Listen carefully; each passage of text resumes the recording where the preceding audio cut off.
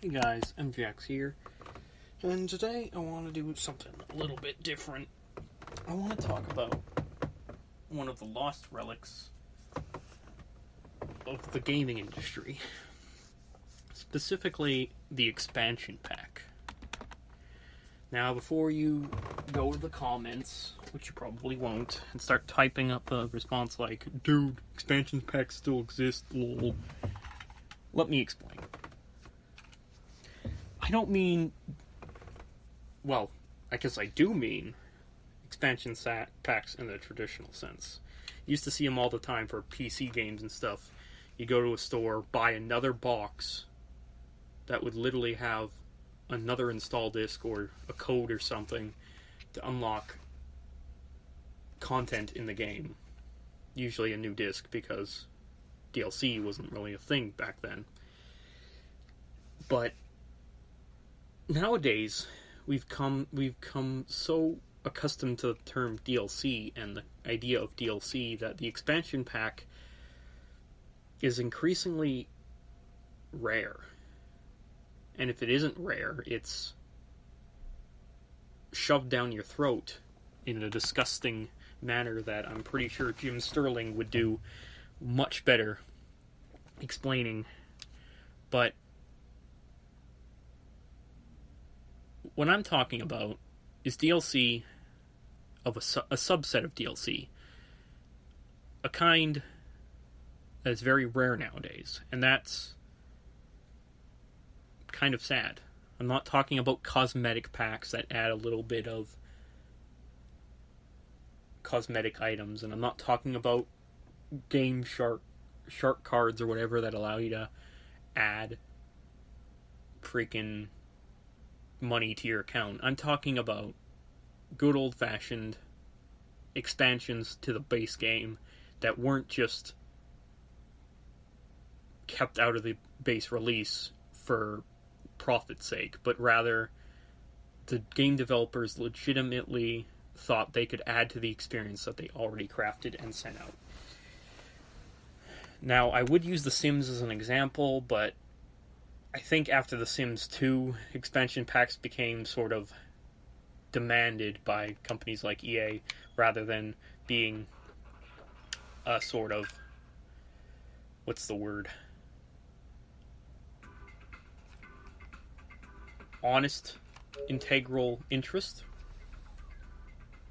But I have noticed a turn of events recently, actually. Mostly with Nintendo, and with indie games, and that's with stuff like Shovel Knight's Treasure Trove collection, where you can play as Plague Knight, an entirely new campaign, entirely new experience, and also Treasure Trove, which is a side mode, and also, I forget what that one knight's name is, the Grim Reaper one. That's an entire remix of the original thing, and that was all released as an expansion to the original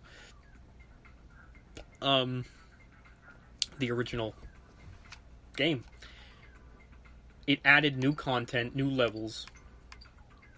It expanded upon the experience like an expansion pack should, rather than just tack on something that feels like it could have been there to begin with.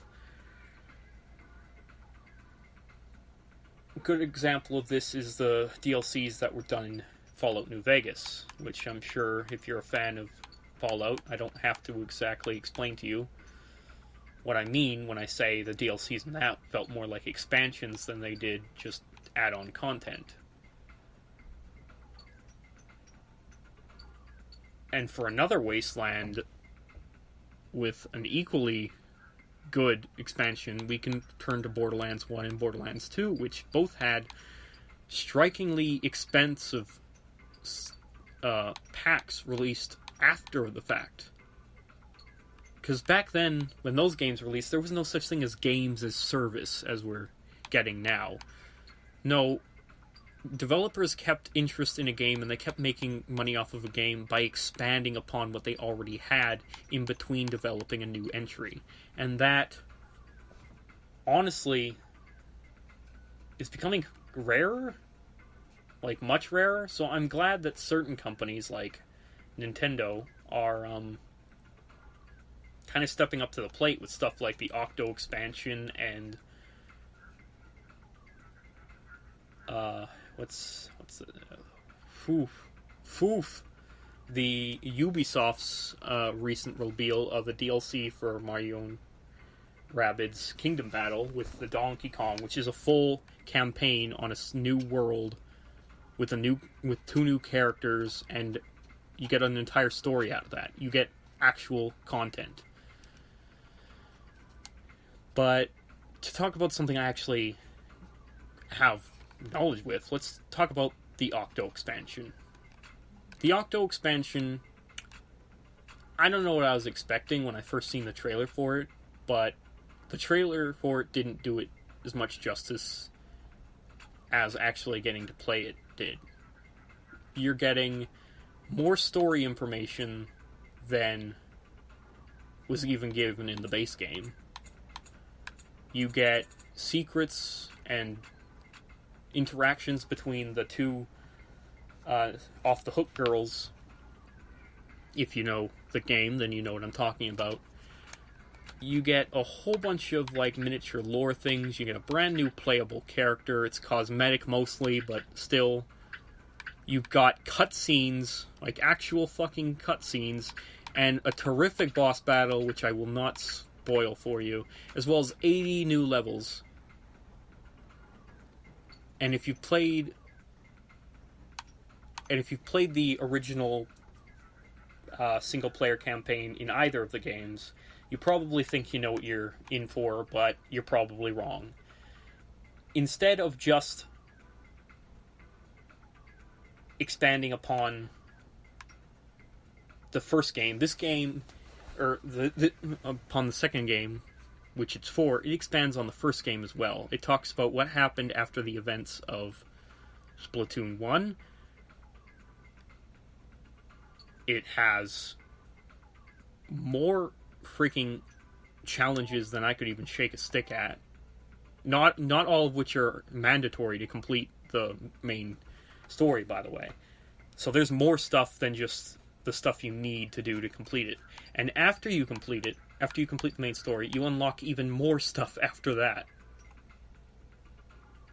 Like, and they're selling this for like $25 Canadian. That's $20 USD up front.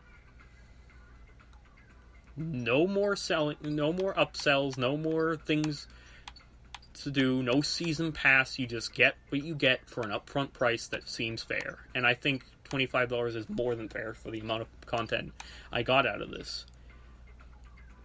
Which is why I'm really sad that expansion packs like that are kind of rare nowadays. They used to be a thing that you didn't really expect, but when it happened, you were proud of it.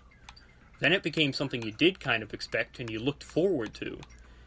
Now, we get the season pass. Pay for the $60 for the game, and then pay another $60 to get more content that does not constitute the price of $60 at all. Period. End of sentence. You are not getting a brand new game with a season pass. I don't care what game you get the season pass for. You are not getting your money's worth if you're paying $60. And in Canada, that's even worse. It's $70. So, how can we do this differently? Personally, I'm still looking forward and hoping that Nintendo does DLC for Super Mario Odyssey in the vein of an actual expansion rather than just more outfits like they have been doing, because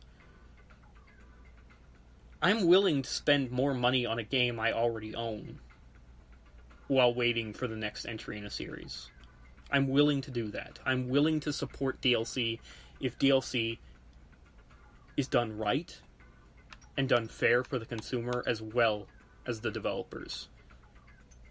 And I'm not really seeing that outside of indie titles and the rare third party that hasn't been corrupted by a publisher.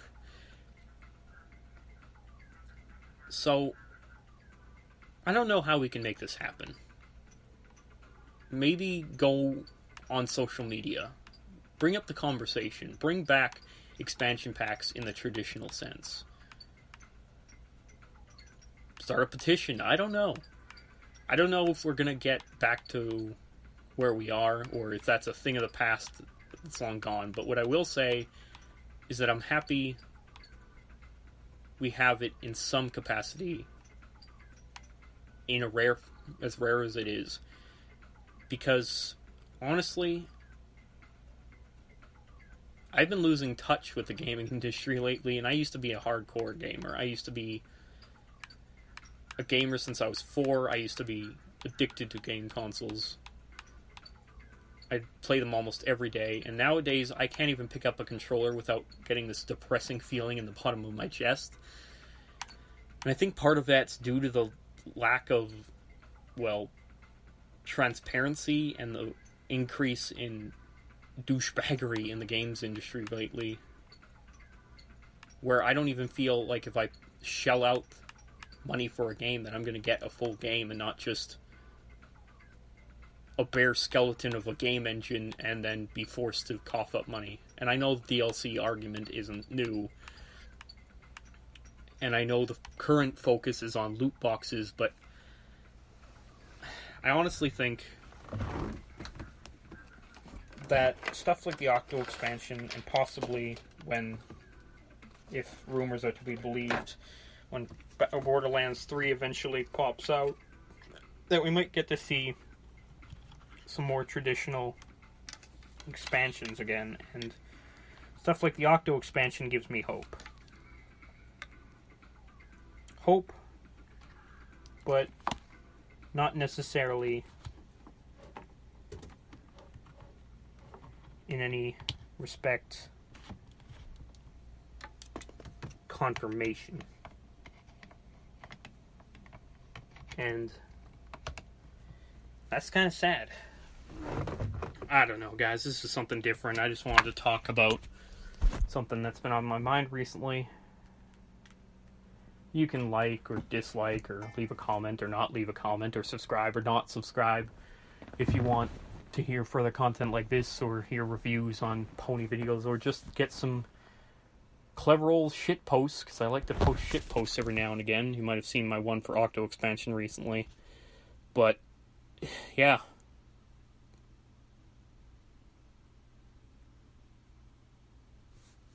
Guess that's all I really got to say on the matter. Shameless self-plug, I also have a blog where I post more thought-out talks about things I think, called lifewithmjax.blogger.com or .blogspot.com. I forget exactly. It's on my YouTube page if you actually give a shit. Anyway, that's all for now. Mjax out.